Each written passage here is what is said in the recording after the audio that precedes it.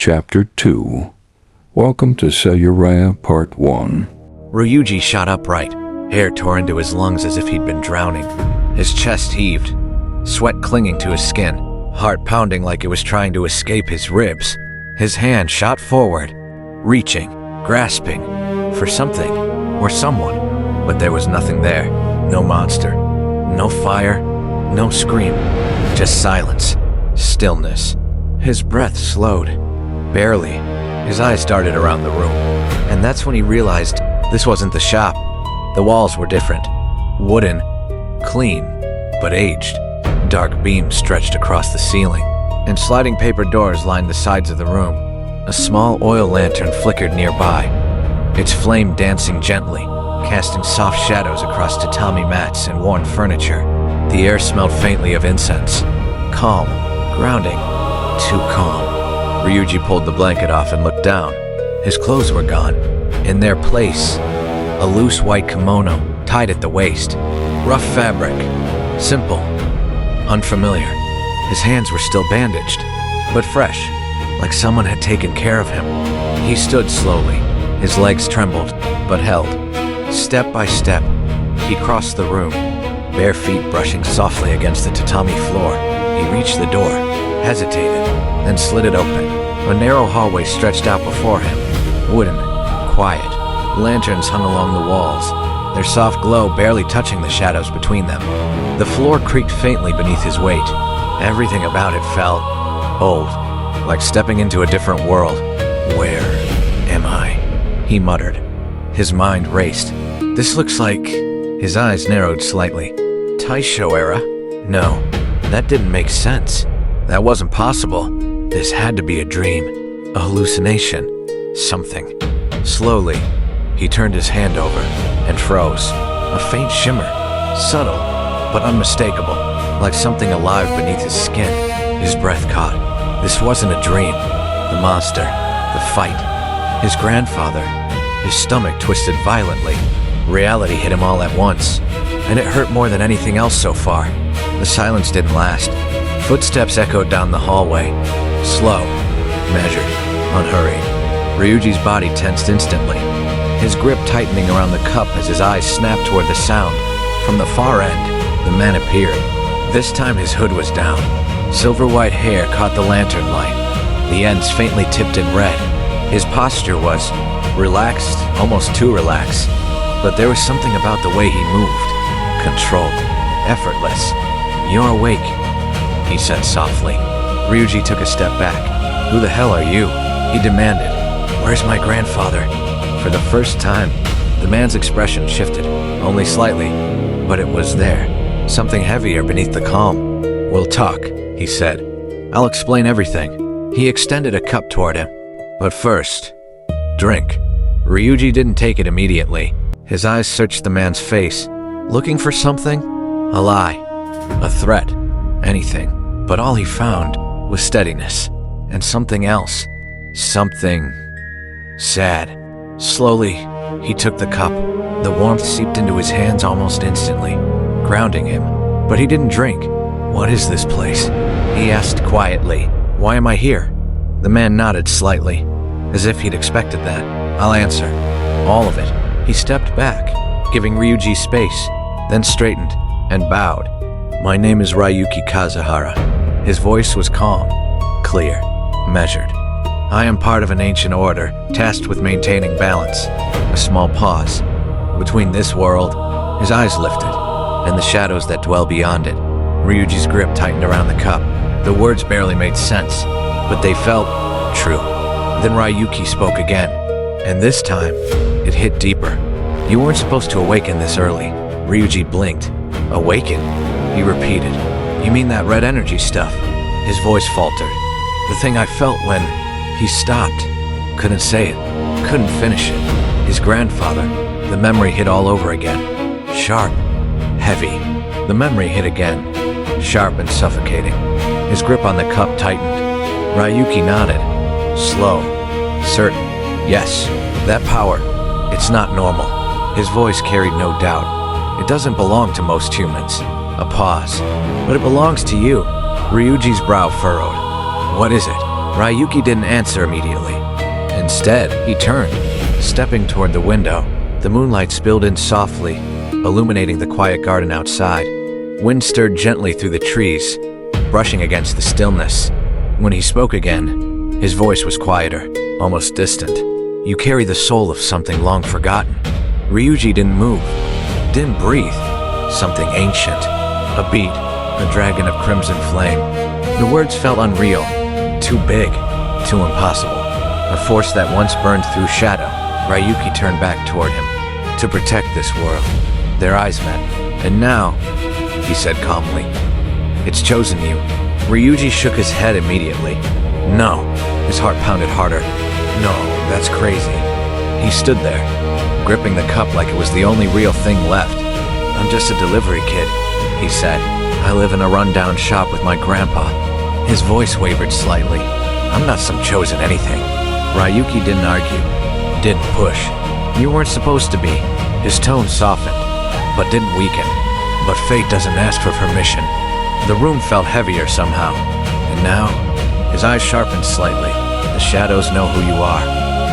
Ryuji stood still for a moment. Then slowly, he looked up. His eyes burned. "Where's my grandfather?" The question cut through everything. No anger, no shouting, just something raw.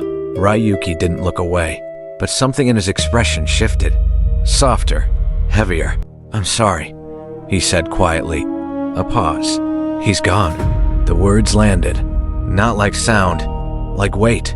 Ryuji didn't react right away. His shoulders tightened. His grip on the cup trembled slightly. But he didn't drop it, didn't break. He just stared down into the tea, like it might tell him something different, something better. But it didn't. "I couldn't save him," he whispered. The words barely left his lips, but they filled the room. Ryugi stepped forward, not close enough to invade, just enough to be heard, then become strong enough. His voice was calm, firm, unyielding, "So that you never fail again." Ryuji didn't answer, but something changed. Not loudly, not suddenly, but deep inside, something shifted. Grief didn't disappear, it hardened, and somewhere beneath it, resolve began to form. Ryuji sat across from him in silence. The tea in his hands had cooled, untouched. The warmth of the room, the soft lantern glow, the quiet hum of stillness felt distant now, like it belonged to someone else. "You deserve to know what that thing was," Ryuki said. Ryuji leaned forward slightly. "Yeah," he said. "Start explaining." Ryuki nodded once. "They're called Umbra Shards." The name settled heavily in the air, like ash after a fire. "They're fragments of pure darkness," he continued. "Entities born from the space between realms." Ryuji didn't interrupt. "The void," Ryuki said quietly. "The nothingness that exists outside time and life." His gaze sharpened slightly. "Most of them are formless, cold, cruel, mindless." But something shifted in his tone. Not all of them started that way. Ryuji frowned. "What do you mean?" "There are two kinds," Ryuki said. "Some are born from the void itself, pure manifestations of anti-light." His voice lowered. "They don't think like we do. They hunger for warmth, for light, for life." Then, he continued, "But others used to be human." Ryuji stiffened. "What?" "They were people once," Ryuki said. "Broken people. People who fell too deep into despair, hatred, isolation." His fingers tapped lightly against the floor. "When the void senses someone like that, someone ready to give up everything, it reaches out." Ryuji's grip tightened. "And if they answer?" Ryuki didn't hesitate. "It changes them. Slowly, or all at once." Ryuji looked down at his tea. "So some of them chose that?" He muttered. "Yes." A quiet answer. Not always willingly. Ryuki stood, walking toward the window as moonlight spilled across his shoulders. But no one becomes an Umbra Shard without opening the door first. The silence that followed felt heavier than before. Some of the worst ones. Ryuki continued. "Remember who they were." Ryuji's stomach twisted. That thought, that something like that could still remember, it made everything worse. He looked up suddenly. "Why did it come after me?" Ryuki turned slightly. "Because you're light." His eyes sharpened. "Is exactly what they hate. Longer this time." And also, His voice lowered, because you might be one of the only things that can destroy them. The steam from Ryuji's tea curled upward slowly, like silver threads unraveling into the air. He sat cross-legged on the woven mat, still holding the cup tightly in both hands, but his eyes never left the man across from him. Ryuki Kazuhara, relaxed, calm, almost too calm, like the world hadn't just broken open in front of them. "Where am I?" Ryuji finally asked. His voice was rough, unsteady. "This isn't Tokyo." He hesitated. "Is it?" Ryuki opened one eye lazily, then smiled. "You always this sharp?" Ryuji frowned immediately. "Rarely." That earned a quiet chuckle. Ryuki reached behind him and pulled out a scroll. Ancient, lacquered, delicate. He placed it on the table and unfurled it with a flick of his wrist. The moment it opened, the air changed. Ryuji leaned forward instinctively. A map, but not one he'd ever seen.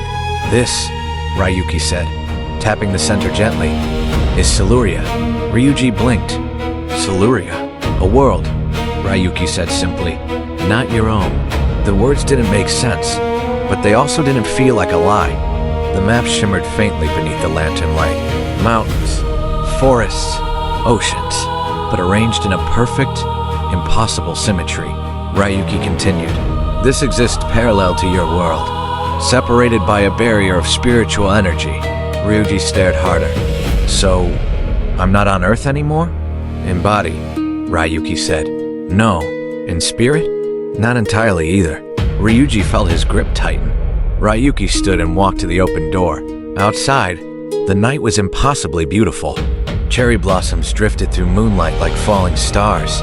Wisteria swayed gently in the wind.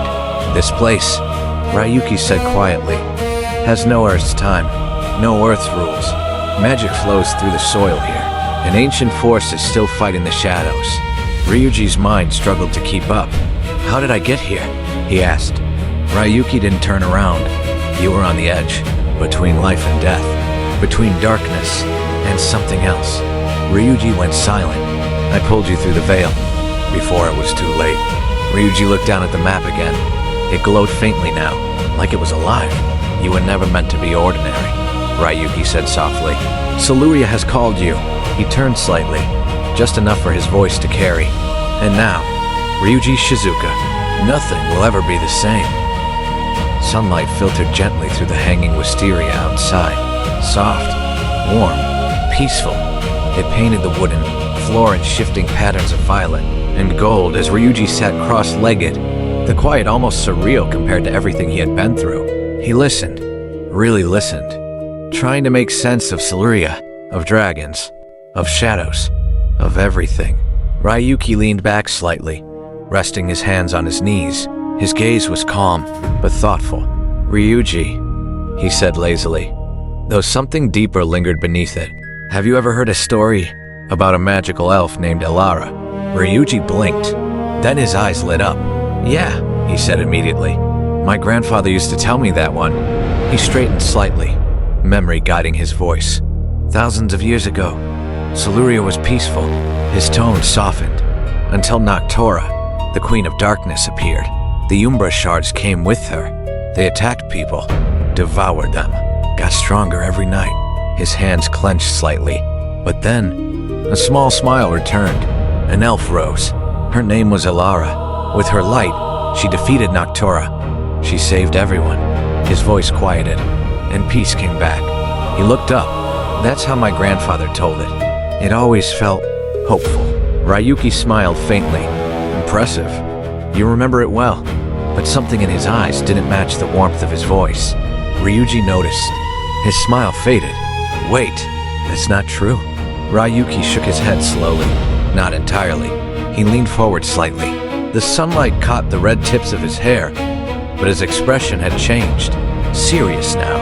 "The story you were told," his voice lowered, "was written that way so people in your world could live without fear." Ryuji's chest tightened slightly. "It's comforting, but it hides the truth." And just like that, the story Ryuji had grown up believing started to crack. That story was rewritten. Ryuki's voice was quiet, heavy, changed so your world could have peace, hope. The truth was too cruel. Ryuji stared at him, his mouth slightly open. Alara, Ryuki continued, was not the one who won. The words didn't land gently. They cut. Noctura defeated her. Ryuji's chest tightened. She tore through her with shadows so deep.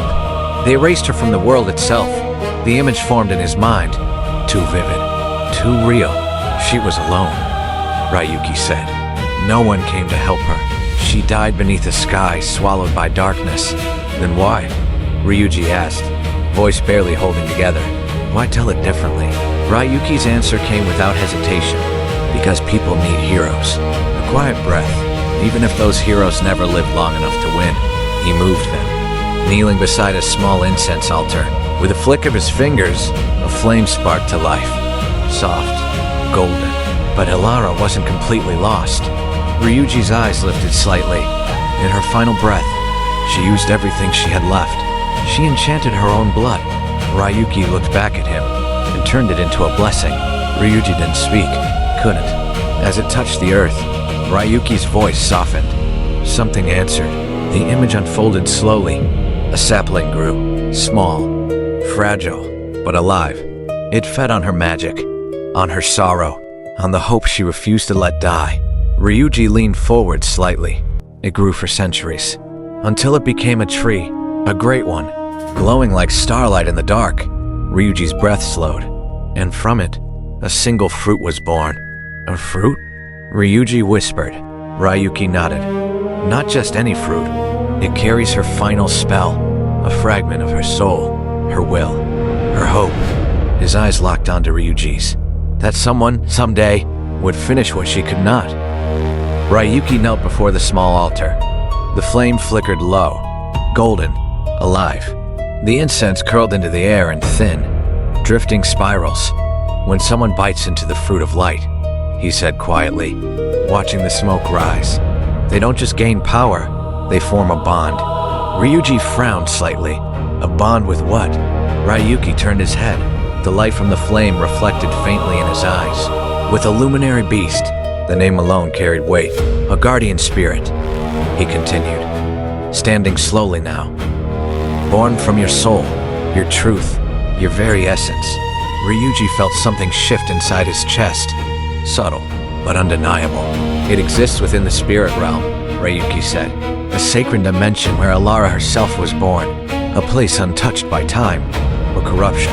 The words echoed. Ryuji didn't fully understand them, but something in him recognized them. The fruit of light is rare, Ryuki continued. It only grows where the veil between worlds is thin. Forgotten peaks, ancient ruins, places where celestial light has touched the earth. He raised his hand, and light gathered. A small shape formed above his palm. A fruit, golden, radiant, alive. It pulsed gently, like a heartbeat. When consumed, Ryuki said, you are pulled into the spirit realm. Your true self is laid bare. Ryuji swallowed slightly. And there, you meet it. Your luminary beast. Images flickered in the air. A bird engulfed in flame. A wolf crackling with lightning. Shape-shifting, changing, becoming something greater. It is your strength, your guide, your rage, and your peace. Ryuki lowered his hand slowly. Each one is different. Each one is you. He turned fully toward Ryuji. Some awakened birds of flame, others, wolves of lightning, and some, his gaze sharpened slightly, dragons. Ryuji's breath caught. The strength of that bond, Ryuki said quietly, depends on your heart, your clarity, and your will. Silence followed, but it wasn't empty anymore. Something had been planted, and deep inside Ryuji, something had just begun to wake up. Ryuji stared at the glowing fruit. It hovered gently in the air, pulsing with soft golden light, but he barely saw it anymore, because something inside him was reacting, a faint throb, deep in his chest. And this, he said slowly, eyes narrowing slightly. Luminous? Ryuki nodded. It is the energy born from the bond between human and beast. His voice was calm, measured, but it is more than power. Ryuji didn't look away. It is your soul, Ryuki continued, made visible, a living force. It fuels your strength, enhances your body, connects you to something far beyond yourself. Silence fell again. Ryuji lowered his gaze to his hands, still faintly glowing, crimson, unfamiliar. "So you're saying," he muttered, "I already have one of these beasts." Ryuki smiled. "Not wide, but certain. Did you not see it?" Ryuji's breath hitched. "When you screamed to the sky," Ryuki said, "and that energy erupted from your body. Images flashed. The alley, the pain, the rage. That was it." Ryuji's heart skipped. Ryuki's voice lowered slightly. The image of a dragon, crimson, terrible, born of fire and sorrow. Ryuji's fingers trembled slightly. "It is your luminary beast," Ryuki said, and in all my years, a rare seriousness settled into his tone. "I have never seen one like it." Ryuki's voice softened, but something beneath it still burned. "After Alara's fall," he said quietly, "those who believed in her refused to let her sacrifice disappear." Ryuji listened closely.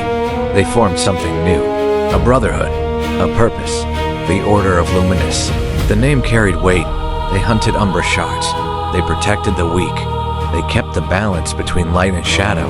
Ryuki folded his hands. They were powerful, brave, united by the echo of Alara's light.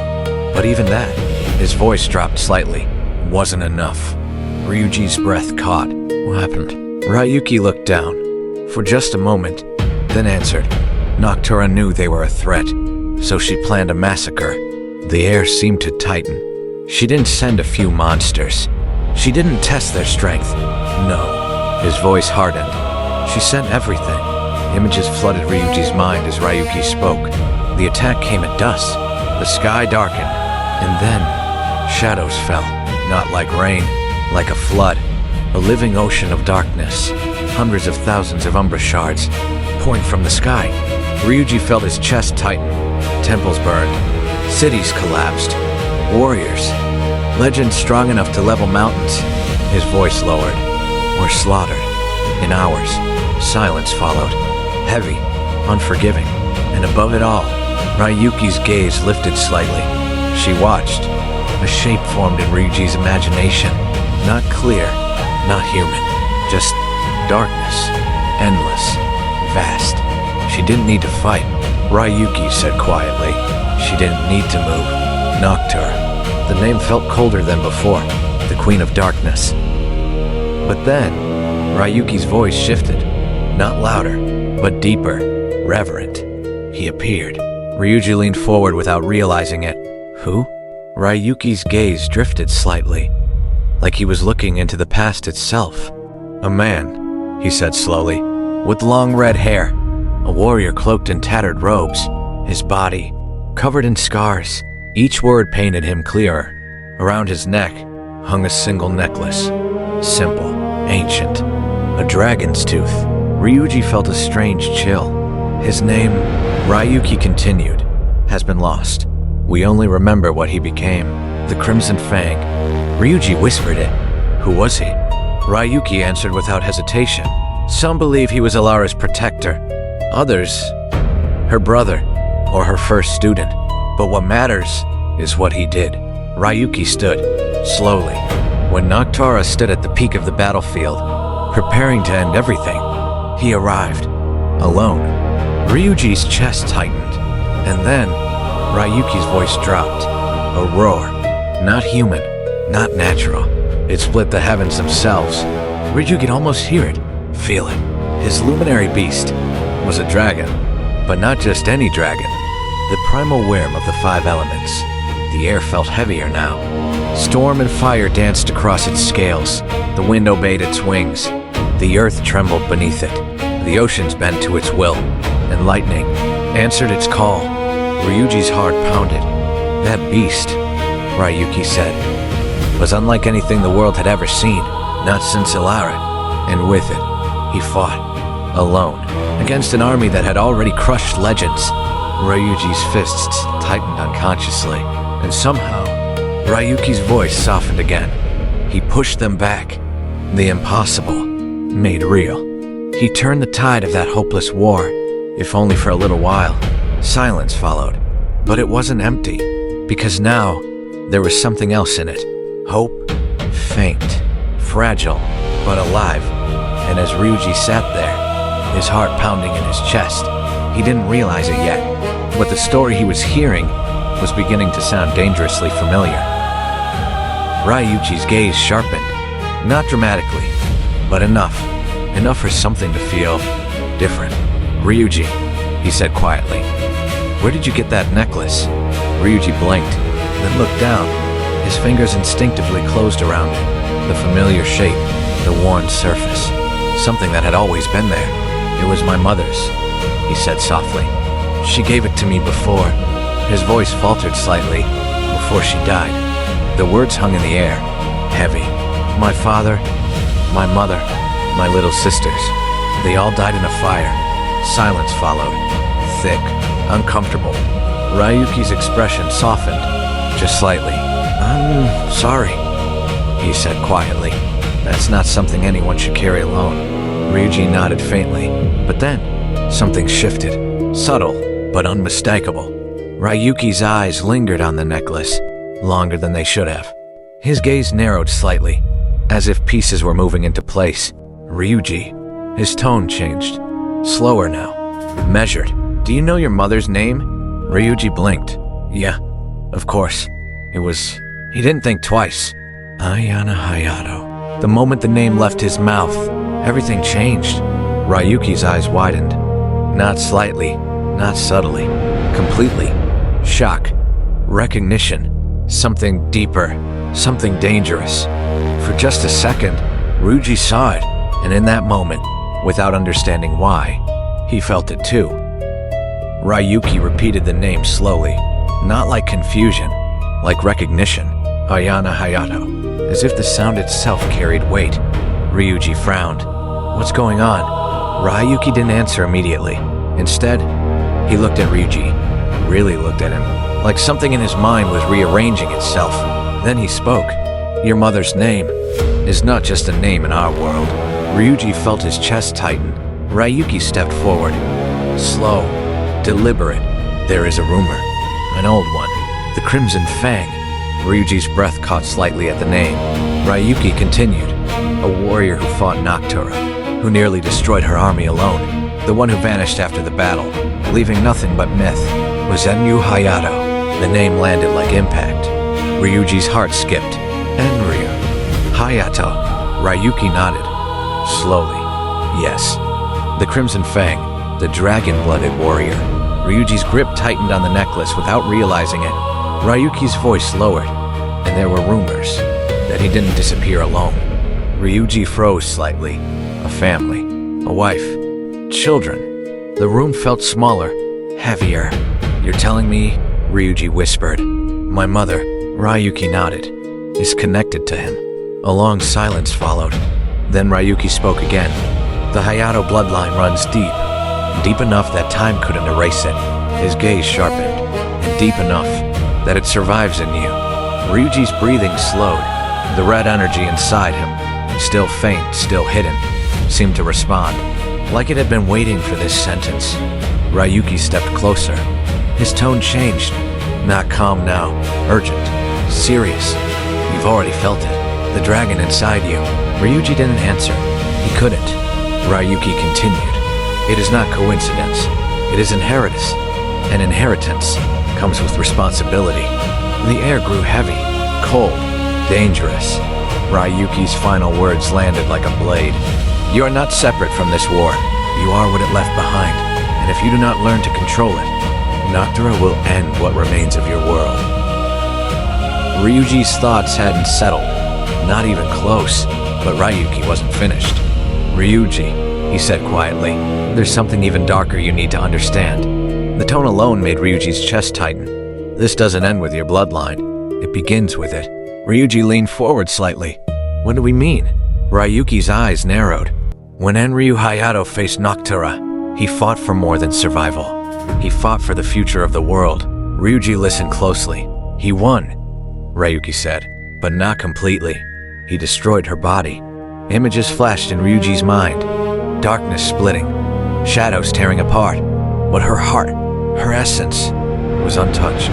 Ryuji felt a chill crawl up his spine. Noctura's power was bound to darkness itself. In darkness, Ryuki's voice lowered. Doesn't die. Silence. Heavy. Suffocating. She didn't vanish. She scattered. And the Umbra shards, they should have faded, but they didn't. They grew stronger. Ryuji's stomach turned, because her power needed somewhere to go. Ryuji's voice came out quieter than he expected. Go where? Ryuki's gaze hardened. It found a vessel. Her son. The air seemed to freeze. He rose from the shadows, claimed her power, her will, her hatred. Ryuki spoke the name like it mattered, like it carried weight. The Eclipse King. Ryuji's breath caught, and in his mind, he saw it. Not clearly, never clearly, just a shape, a figure made of darkness, still, silent, watching, and then, eyes, golden, burning through the void. Ryuji clenched his fists. So he's the one behind all of this. Ryuki nodded slowly. He leads them, he grows stronger, and he's waiting. But that's not the worst part. Ryuji looked up. What could be worse than that? Ryuki's expression darkened. There is a prophecy. Ryuji's heart dropped. Of course there is. Ryuki ignored the remark. When the descendant of Enryu Hayato awakens, the darkness will rise again. Ryuji froze. What? Ryuki stepped closer. When your luminary beast awakens fully, Noctura's essence will respond. The realization hit hard. So when I awakened, his voice dropped.